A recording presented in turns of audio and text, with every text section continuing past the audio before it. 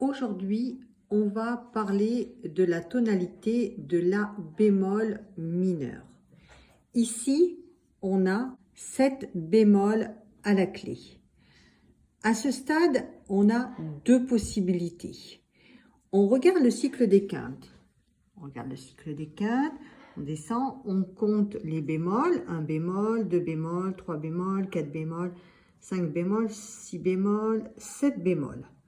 Et là, sur le cycle des quintes, donc à l'extérieur, on est en tonalité majeure et à l'intérieur, on est en tonalité mineure.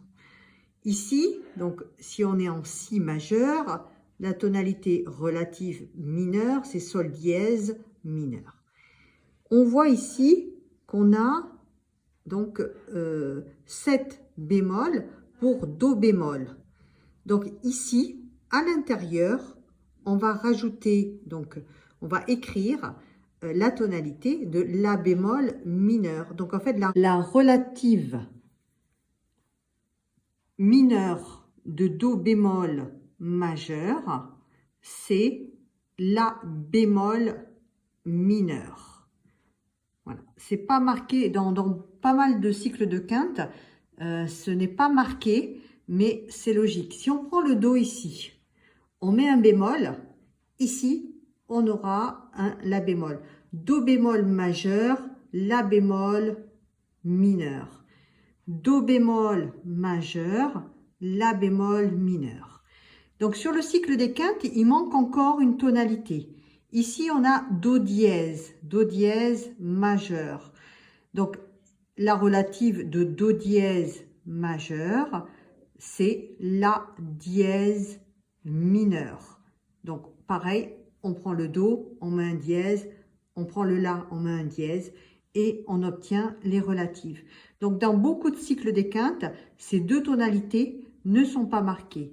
Donc pour la bémol mineur, on a bien 7 bémols à la clé et pour la dièse mineur, on a bien 7 dièses à la clé. Donc je résume, ici sur le cycle des quintes, on peut rajouter bémol mineur, qui est la relative de do bémol majeur, et ici la relative de do dièse majeur, qui est la tonalité la dièse mineur. Voilà, pour être complet au niveau du cycle des quintes. Et lorsque l'on a donc ici 7 bémols à la clé, comment on fait pour trouver la tonalité du morceau? Donc on se réfère au cycle des quintes, donc on a vu, hein, donc 7 bémols, c'est soit do bémol majeur, soit la bémol mineur. On va examiner la gamme. Et en examinant la gamme, on voit bien, d'accord, qu'il y a des altérations. Donc s'il y a des altérations, déjà ça nous donne un signe que l'on va être en mineur. On va regarder la dernière note de la mélodie. Et la dernière note de la mélodie doit être comprise dans l'accord de tonique. C'est-à-dire que là, on a un la, donc c'est très bien. Hein, donc on sait que maintenant, on est en la bémol mineur. Mais parfois, la dernière note n'est pas la tonique.